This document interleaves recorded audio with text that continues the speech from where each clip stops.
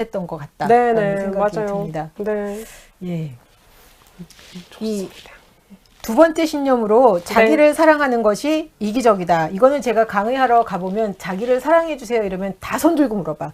자기를 사랑하는 거는 이기적 아니에요? 맞아요. 예. 특히 기독교인들은 많이 질문하게 되죠. 기독교인들의 그 주 레파토리 중에 하나가 하나님을 사랑하라고 그랬지 나를 사랑하라고 나 자신을 부인하라고 그러지 않았느냐. 그래서 그런 이야기를 계속 듣다 보니까 제가 무슨 생각이 드냐면 그 자기 사랑에 대한 어떤 개념 자체가 굉장히 좀 다르다라는 생각이 들어요. 우리는 자기 사랑 그러면은 나의 유익을 위해서 이기적으로 나만 살려고 하는 거를 자기 사랑이다 이렇게 생각을 많이 하는데 사실 보면 자기 사랑이라는 것은 나의 좋은 면뿐만 아니라 나의 부족한 면, 연약한 부분 이것들조차도 다 받아들이는 게 그게 진정한 자기 사랑인데 우리는 그거에 대해서는 이렇게 잘 받아들이지도 못하고 잘 인정이 안 되는 것 같다라는 생각이 들어요. 맞아요. 예, 56페이지에 이런 이야기가 나오는데요.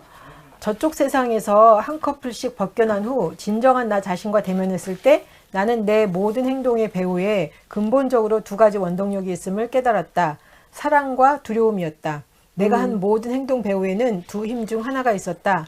나는 사랑보다 두려움에 떠밀려 대부분의 인생을 소비했음을 분명히 보았다. 내 인생을 바꾸기 위해서는 두려움이 아닌 사랑으로 말하고 행동해야 한다. 라고 이야기를 하고 있고요. 또 하나는 57페이지에 자신의 약점과 실수를 인정하지 않은 채 자기 긍정을 통해 기운을 북돋은 것만이 자신을 사랑하는 방법이라 믿는 사람이 꽤 많다. 하지만 이것은 핵심을 잘못 짚고 있는 것이다. 끊임없이 자신을 칭찬하고 멋지다고 말해주는 것이 자기 사랑의 전부는 아니다.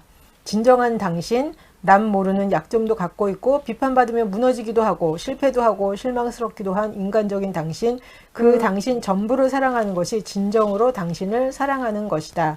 진정한 자기 사랑은 모두가 등을 돌릴 때도 자신을 사랑하는 것이다. 되게 감동적이죠. 다른 사람이 등 돌릴 때도 자신을 사랑하는 거다라는 말이요. 이게 좀 되세요? 저는 뭐 됐다 안 됐다 하긴 하는데 되는 시간이 좀 더 많아지고 있어요.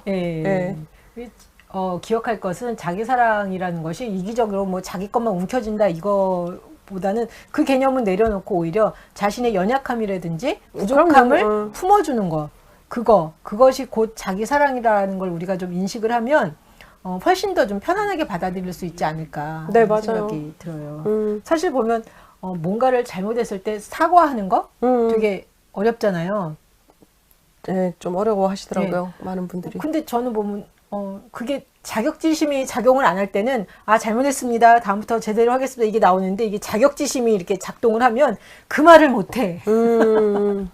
자존심 상해서. 그렇죠. 근데 정말로 자기를 사랑한다는 건 어떤 그런 자기의 연약함이 드러났을 때 잘 사과할 수 있는 거 이게 참 필요하다는 생각이 드네요. 그렇죠. 연습이 필요한 부분이죠. 선생님 혹시 이 자기를 사랑하는 것이 이기적이다라는 부분 보면서 좀 나누고 싶은 이야기 있으면 해주시면 좋겠어요. 특별히 이제 그 부분은 아까 우리 기독교인들이 이제 자기 사랑하는 부분에 대해서 이기적이라고 표현을 하는데 그 이야기를 하는 이제 근본적인 생각이 있는 거예요. 왜냐하면 이제 우리가 봤을 때 자기만 위하는 사람이 자기 사랑이라고 자꾸 착각을 하는 거예요. 자기만 위하는 사람. 네, 사람을 자기를 사랑하는 사람이라고 생각을 하기 때문에 우리가 불편한 부분이거든요. 나르시시즘 같은 개념. 하고 조금 다르긴 하죠. 어쨌든 그 개념인 거예요. 나만 귀하고 나만 소중하고 그러니까 다른 사람들은 나를 위해 희생해야 돼 라고 생각하는 게 자기 사랑이라고 생각을 하는데 사실은 맞아요. 그렇지가 않은 거예요. 그 성경에서도 보면 이제 뭐 우리가 하나님을 사랑하라 라고 얘기를 했고 아까 제가 얘기했던 것처럼 너를 사랑하듯 이웃을 사랑하라라고 얘기했는데 여기서 보면 하나님을 사랑한다라고 얘기하면서 자기를 사랑하지 못하는 이유는 뭐냐면 정말 가만히 생각해보면 내가 하나님을 덜 사랑하는 거예요. 왜냐면 하나님의 걸작품인데 내가 그런 나를 사랑하지 못하는 거는 사실은 하나님은 괜찮다라고 얘기하는데 나는 안 괜찮다라고 얘기하는 거하고 똑같은 거예요. 대부분의 아마 사람들이 자기의 그래도 이제 장점 같은 거는 인정하기가 좀 수월한데 자기의 단점이나 실수, 약점들을 이렇게 받아들이는 거 이거를 굉장히 싫어하죠. 힘들어하지 않나 싶어요. 왜냐하면 그거를 장점, 약점이라고 사실 나눠서 그런 거거든요. 장점이 약점이 되고 약점이 장점이 되는데. 그러니까요. 사실 저 되게 이제 말을 정확하게 끊어서 하는 편이잖아요. 그래서 사람들이 봤을 때 저 되게 단호하고 정확한 사람이라고 많이 봐요. 그런데 이제 제 친구들은 뭐라 그러냐면 유야무야 정말 선 없는 인간이라고 본다면 결정 장애자예요. 예. 음식을 선택하는 것조차도 전 제가 해본 적이 거의 없어요. 친구들하고 먹으면 항상 그래 네가 원해 그래 그럼 그것도 좋네. 야 이거 어때? 야 이것도 좋네. 그럼 도대체 네 의견은 뭐야? 제 친구들 항상 그렇게 얘기한단 말이에요. 근데 그런 반면에 이제 다른 사람들은 저한테 뭐라고 그러냐면 되게 수용력이 좋은 사람, 배려하는 사람이라고 봐요. 왜냐하면 내가 선택을 안 하니까. 어떤 자리에서는 수용하고 이제 배려해주는 사람이 필요하면 그건 장점이 되잖아요. 그런데 지금은 뭐 이제 제가 이제 뭐 교육부를 해야 되니까 뭐 결정해야 될 게 있는데 제가 다 수용하고 포용하고 이것도 좋네, 저것도 좋네, 황희정승처럼 하면 일이 안 되잖아요. 이때는 단점이 될 수밖에 없는 거죠. 한동안은 저는 그런 생각도 있었던 것 같아요. 모든 사람들한테 칭찬받고 싶은 거. 뭐, 그건 누구나 다 가지고 있죠. 사랑받고 싶고 칭찬받고 싶잖아요. 모든 사람들한테 사랑받고 칭찬받고 싶으니까, 노소리를 안 하는 거야. 그쵸. 그리고 결정을 잘 안 하는 거야. 웬만하면은, 당신들 뜻대로 내가 해보려고 한번 한다. 네네. 이러다 보니까 일이 진행이 안 될 때가 있더라고요. 그러니까 그건 단점이잖아요, 사실. 제가 원래 그런 사람은 아니었거든. 아니시죠. 그렇게 선이 굉장히 분명한 사람이고 딱딱 맺고 끊는 게 분명한 사람인데 어느 순간 모두한테 그래도 칭찬받고 싶고 사랑받고 싶고 이 생각이 강해지니까 갑자기 결정도 안 하고 우유부단하게 계속 이러고 그리고 내 표현을 안 하다 보니까 좀 이상해지고 사람들이 어느 때는 막 무시하고 막무가내로 이게 왜 이렇게 된 거지 보니까 그런 뒷면에 사랑받고 싶다는 생각에 나를 오히려 드러내지 않으니까 오히려 사람들이 쟤 아무 소리 안 하니까 맘대로 해도 되나 봐. 막 그렇게 할 때도 있더라고요. 맞아요. 그러니까 그런 경우도 있잖아요. 그리고 또 한 가지 사랑받고 싶다라는 욕구 때문에 하는 행동 중에 하나가 뭐냐면 끊임없이 성공을 추구하는 거예요. 인정받으려고. 전 평생 그렇게 살았어요. 그러니까, 근데 그게 사실은, 우리가 생각해야 될 게 제가 요거를 얘기하는 이유는 뭐냐면, 이게 장점이다, 이게 단점이다라고 나누기 때문에, 이 책에서 보면 자유롭게 살려고 얘기하잖아요. 편안하게 살아. 그냥 네가 뭐라고 증명하려고 애쓸 필요도 없고 그냥 있는 대로 그대로 너처럼 살다 보면 어느 틈엔가 네가 할 수 있는 거 이룰 수 있다라고 얘기를 하지만 이렇게 하면 어떻게 들리냐면 그렇게 들릴 수도 있는 거예요. 야, 네가 바쁘게 살지 않아도 돼. 성공을 추구하지 않아도 돼. 너는 열심히 살지 않아도 돼. 그냥 너를 즐겁게 하면서 살면 돼 라고 들릴까 봐요. 이 말을 하는 이유는 좀 더 설명을 드리자면 그런 거죠. 어떤 사람은 되게 여유로운 사람이 있는 거예요. 성격상. 원래 천성으로. 근데 어떤 사람은 되게 바쁜 사람이 있어요. 천성적으로. 선생님은 바쁜 사람이죠. 부지런하려고 노력하는 사람이죠. 그리고 끊임없이 뭔가를 성취하면서 또 본인의 힘을 얻는 사람이잖아요. 그렇죠. 뭔가를 하고 있지 않으면은 제 가치 증명이 안 된다라고 생각하는 사람 중에 하나일 거예요. 아마. 그게 이제 사실은 우리가 얘기할 때 부모님이 그렇게 양육했기 때문에 아니면 성장 환경이 그랬기 때문에라고 얘기도 하지만 솔직히 좀 더 깊이 이제 제가 말씀을 드리자면 본인의 성향이 전혀 없으면 아무리 부모님이 그렇게 푸시를 준다 한들 불가능하다는 거예요. 만약에 애는 너무 이제 맘만 든 거예요. 그럼 아무것도 그냥 너무 자유롭고 난 너무 편안하고 너무 여유로워요. 근데 부모님은 성공이 중요한 사람이 막 다구쳐요. 애가 어떻게 되는 줄 아세요? 막 성공하려고 애가 열심히 사는 줄 아세요? 머리에 꼭 꽂고 나타나요. 그렇게 되나요? 그거를 맘만디 스타일에서는 그걸 받아들일 수가 없으니까? 그럼요. 그래서 우리가 생각해야 되는 거는 자기를 사랑하는 방법에 대해서 생각을 할 때 무조건 그냥 편안하게 그냥 내가 그래 성공을 추구하던 나를 내려놔야지 아니면 뭐 그래 이렇게 뭐 좀 더 잘 살려고 노력하는 나를 내려놔야지라고 생각할 게 아니라 진정 내 본성에 맞는 게 무엇인지 바라보고 그거를 향해서 나가는 게 진짜 중요한 거예요. 그리고 어떻게 보면 그게 중요한 것 같아. 중도를 이루는 거. 맞아요. 그러니까 맘만디인 사람은 정신 차리고 좀 부지런히 할 필요가 있고 그거. 예, 중도. 그리고 너무 막 이렇게 자기를 푸시하는 사람은 어떻게 좀 이렇게 좀 자기를 좀 놔줄 필요가 있는 그게 보면은 이게 약간 제가 보기엔 그리고 그러니까 사람들마다 어떤 동일한 접근법으로 이렇게 할 수가 없는 맞아요. 것 같다라는 생각이 맞아요. 드는 거예요. 조금 더 설명을 드리자면 선생님 말이 맞는데 이제 그거를 찾으면 제일 좋은데 어떻게 찾느냐가 중요한 거예요. 예를 들자면 선생님이 이제 파이팅이 넘치시잖아요. 파이팅이 넘치시는데 모든 분야에서 파이팅이 넘치시는 건 아니잖아요. 그렇진 않죠. 선생님보다 이제 제 예를 들게요. 저는 이제 파이팅이 넘칠 때 어디에 파이팅이 넘치냐면 저도 막 어쨌든 뭔가 열심히 하는 인간이란 말이에요. 그래서 뭔가 항상 열심히 해요. 근데 열심히 하는 분야가 있어요. 첫 번째는 상담할 때는 진짜 열심히 해요. 막 거의 정신없이 하고 사역할 때도 저는 거의 정신없이 해요. 그래서 뭐 전임 사역을 하면서부터는 저는 뭐 어디에서 살든 사택에서 살면 그 사택 반경을 나가거나 친구를 만나는 게 한 달에 한 번이 채 되지 않아요. 정말. 왜냐면 에너지를 거기다 다 쏟아버려서 힘이 들거든요. 그런데 음식하는 것도 뭐 파이팅이 넘쳐서 열심히 하는 편이에요. 근데 정말 안 파이팅이 넘치는 게 있어요. 청소. 그 다음에 저 가꾸는 거. 뭐 외모 가꾸고 뭐 이런 거 있잖아요. 그런 거. 그다음 운동. 지지리도 게으르거든요. 이 말은 뭐냐면 안 해도 괜찮아를 인정해줘야 된다라는 거예요. 근데 파이팅이 넘치는 분야에서도 파이팅이 넘쳐도 되는데 이 파이팅이 넘치다가도 안 될 수도 있잖아요. 거기에 절망하지 말고 뭐 실망을 하겠죠. 한동안은 빠져있지만 금세 나와서 할 수 있어라고 돌아갈 수 있는 게 진짜 자기 사랑인 거예요. 내 성향을 죽여서 열심히 살지 말아야 돼, 성공을 추구하지 말아야 돼, 이렇게 해서 될 문제가 아닌 거예요. 한동안은 그런 책들을 보면 그래 그만 열심히 하고 하던 거 그만해야지. 그럼 갑자기 사람이 벙 뜨는 거예요. 그럼 어떻게 해야 되는 거지? 그러니까요. 그 책 제목이 나왔잖아요. 그런 사람들이 많다 보니까 하마터면 열심히 살 뻔했다라는 제목의 책 보셨어요? 진짜 웃기잖아요. 그러니까 근데 많은 사람이 제가 상담을 하다 보면 그런 사람들, 그런 친구들이 참 많이 찾아요. 어른들도 그렇고요. 열심히 살지 말고 자기를 사랑하라고 그러면 전 그럼 뭐 해야 돼요? 라고 묻는 분들이요. 벙 뜨면서 네. 그죠? 그 다음에는 어떻게 해야 되죠? 그럼 제가 얘기해 주죠. 원래 성향을 찾아가 보자고. 그냥 열심히 사는 거지 뭐. 그렇죠. 대신 열심히 산다고 해서 열심히 살고 거기에 결과가 나타나지 않았을 때 정말 심한 절망의 구렁텅이로 가느냐 아니면 이 구렁텅이 속에서 머물러 있느냐 나올 수 있느냐가 자기 사랑의 척도라고 볼 수 있는 거예요. 그래서 그거를 열심히 하다가 되죠. 제가 요즘에 뭔가를 몇 개를 이렇게 트라이를 해봤어요. 네. 트라이를 하다가 제가 무슨 생각을 했냐면 나 정도면 다 될 거야 라고 했는데 다 떨어졌어. 그래가지고 제가 왜 떨어지지? 근데 옛날 같았으면 뭐 이렇게 응모를 했는데 떨어지고 그랬으면 자존심이 너무 상했거든요. 그렇죠. 근데 요즘에는 됐으면 참 좋았겠지만 안 됐으면 이거는 내 거가 아닌가 보지? 네.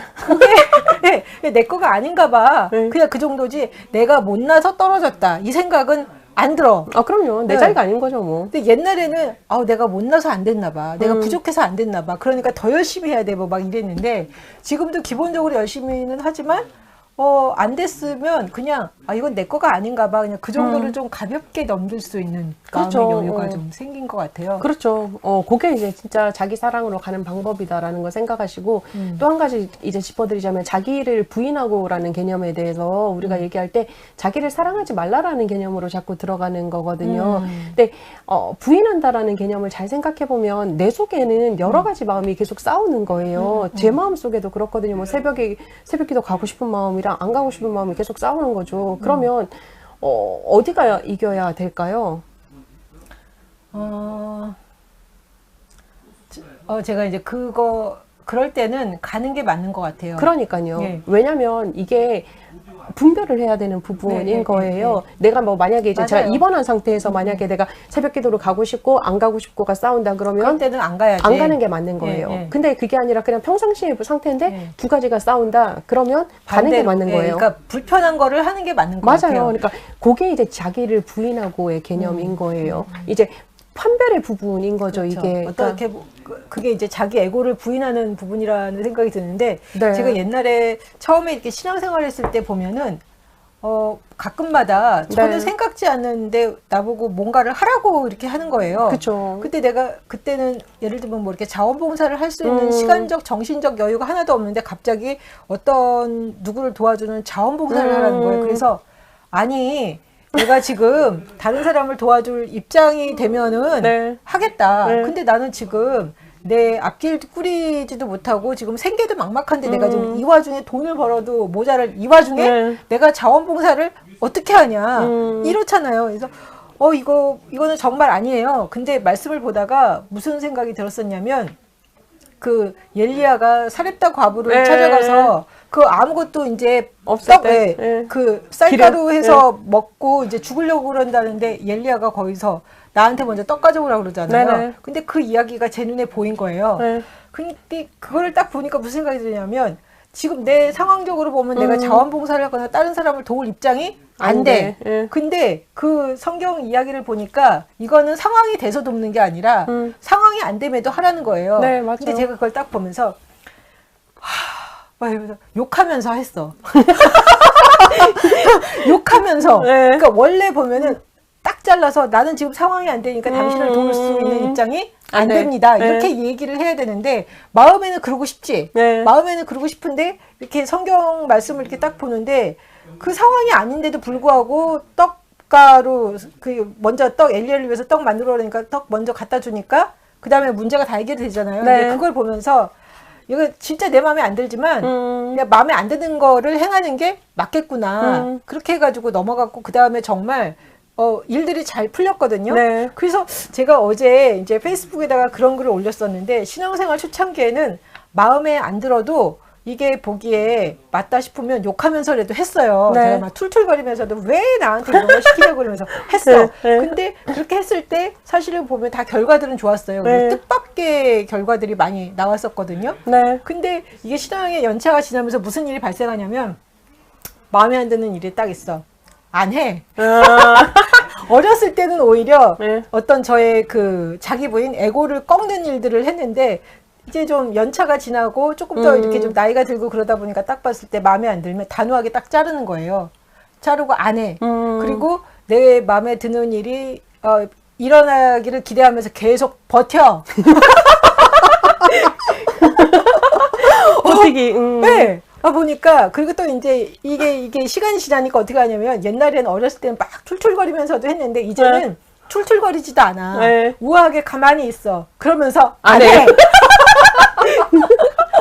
제가 그렇게 변했더라고요. 아하, 그래서 왜 예를 들면 정말 우리의 인생 가운데 네. 삶이 이렇게 말을 걸어올 때들이 있잖아요. 네. 어렸을 때는 그렇게 삶이 말을 걸어올 때 원치 않는 일들을 막 하라고 했을 때 툴툴거리면서도 했는데 지금은 삶이 말을 걸어와도 안 해. 제가 그런 제 바뀐 모습을 보고 되게 깜짝 놀랐어요. 깜짝 그러셨구나. 놀라면서 네. 어머, 왜 이렇게 됐지? 어느 순간 마음에 안 들면 그거는 생각할 만한 재고의 여지도 없이 무조건 안 하는 거였어요. 어느 순간서부터.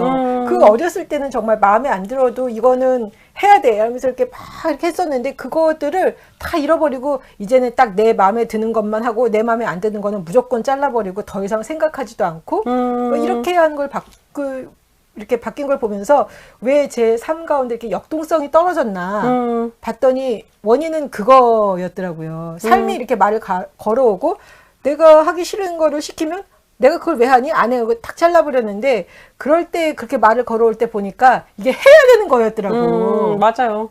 해야 돼. 그래서 그래서 제가 그런 게 들어요. 하나님 이제는 마음에 드는 것도 하라고 그러면 이제 도로 해볼게요. 제가 삶의 역동성을 완전히 잃어버리고 내 방식대로 이렇게 삶을 좀 재단해보고 싶었더니 삶은 재단이 돼. 네. 근데 삶에 힘이 없고 뭐 생명력도 없고 그냥 뭐라 그러죠? 그냥 평평하게 가는 듯한 평지를 걷는 듯한 느낌만 있으셨구나. 그래서 네네. 이게 도대체 이게 어쩐 일인가라는 생각이 들었는데 그게 어렸을 때의 기억들이 나면서 내가 그랬구나 왜 변했구나 사람이. 좋은 경험하신 거예요, 선생님. 근데 보면 이제 선생님이 머물러 있었던 거잖아요. 그렇죠. 평지에. 근데 이제 항상 스펙터클하게 살다가 열심히 역동적으로 살다가 선생님스럽지 않게 그냥 머물러 버린 상태인 거잖아요. 그게 이제 우아하게 버텨보는 거죠. 근데 그거를 인지를 못했었으면 조금 더 아쉬움이었는데 인지를 하신 거잖아요. 네, 어느 순간. 그게 놀라운 발견인 거예요. 자기 발견이요. 근데 특별하게 지금 제 생각에 뭐 이렇게 삶이 내게 말을 걸었을 때 나 이거는 절대 못해 안 해 뭐 막 그렇게 대놓고 한 게 있었나 보니까 뭐 요 근래 몇 년 사이에는 그렇게 크게 보이는 거는 없는데 그럼에도 불구하고 아마 제가 아예 그 생각조차 안 했을 예, 때 재고의 대상도 아니고 맞아요. 무조건 다 잘라버렸기 때문에 그 삶의 역동성이 떨어지지 않았나라는 그런 반성은 좀 해봐요. 이번을 계기로 아마 다시 더 역동이 확 올라갈 근데 거거든요. 약간 무서워. 또 하기 싫은 거 시킬까봐. 또 어떤 게 올까? 예. 알 수 없는. 네, 그러면 이제 옛날에는 왜 날 시키냐고 이런지만 그래도 했는데 왜 날 시켜? 난 안 해. 이렇게 지금 가 있는 상태잖아요. 그래서 이거를 바꾸는 게 쉽지는 않을 수도 있겠지만 일단은 제가 마음을 열어서 하나님 마음에 안 드는 거를 시키면 내가 무조건 해보겠다. 지금 약간 이렇게 바꿨어요. 이게 정말 좋은 자기 사랑의 방법 중에 하나이신 거예요. 그래요? 머물러 있으셨잖아요. 어쨌든 역동성은 없었지만 그렇죠. 머무를 줄 알았죠. 그리고 그 머무름 상태에서 다시 이게 나하고 안 맞네를 또 발견하신 거잖아요. 그게 자기 사랑의 방법인 거예요. 그런가요? 그럼요. 근데 어떻게 보면 그런 생각도 들게 삶에 특별한 자극이 없었다? 그랬을 수도 있고 아니면 쉴 때가 필요했을 수도 있겠죠. 웬만하면 안 쉬니까. 안 쉬실 거 아니에요? 저 요즘에 그래도 그런 생각을 근데 이렇게 여유 있게 살아도 되는 거야? 네. 이거 너무 게으른 것 같아. 뭐 막 약간 그런 그런 생각을 마음이 하고 들잖아요. 그렇죠. 저 같은 경우도 잘 못 쉬기 때문에 하나님이 저한테 쉬라는 사인을 몇 가지로 보여주셔도 저 잘 못 쉬거든요. 근데 안 되니까 작년에는 수술했단 말이에요. 억지로. 근데 수술하고 저는 한 3일 만에 퇴원해서 이제 다시 출근할 줄 알았어요. 한 달 쉬었어요. 그래요? 못 움직였거든요. 그러니까 움직이긴 하는데 되게 힘들게 진짜 한 발짝 걸음도 힘들어서 제가 그 목사님한테 죄송합니다 양해를 구하고 목사님 다행히 양해해 주셔서 한 달을 쉬었는데 하나님의 사인이었던 거죠. 쉬어라. 쉬라는 거야. 니는 내가 말을 해도 안 들어보니까 결국은 아프게라도 해야지 널 쉬어야지 이렇게 되신 거죠. 저는 그러니까 맨날 하는 멘트가 있어. 저 안 놀았어요. 그러니까 놀아도 누가 뭐라 그러냐고 사실. 근데 놀고 좀 너무 여유 있게 있으면 죄책감이 드는 거예요. 그러니까요. 그러니까 항상 하는 멘트가 나는 무조건 놀지는 않았다. 그쵸. 나는 돈을 많이 벌지는 못했지만 그래도 난 놀지는 않았다. 예, 항상 그러면서 자기 합리화를 하는 거죠. 그게 사실은 언니가 언니한테 변명하신 건 거예요. 본인한테. 딴 사람한테 아니야. 미라한테 하는 게 아니라 그냥 신경미가 신경미한테 그러는 거예요. 나 놀지 않았어. 나 열심히 살았잖아. 라는 걸 본인한테 계속 증명을 하시는 부분인 거예요. 미안해서 그런 것 같아요. 그럴 수도 있고 죄책감이 자꾸 올라오는 거죠. 네, 네. 낯스럽지 않으니까. 네. 본인이 생각했을 때 나는 게으르면 안 되고 쉬면 안 되는 인간인데 자꾸 이제 그러니까 뭐가 딱 보여지는 게 많지 않으니까 그런 걸 수도 있거든요. 근데 그게 이제 할 필요가 없는 거죠. 그냥 쉬어도 돼.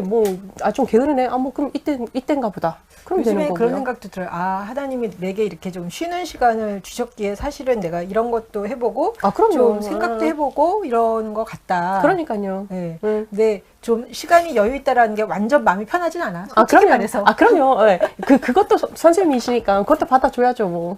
그죠? 자기 사랑.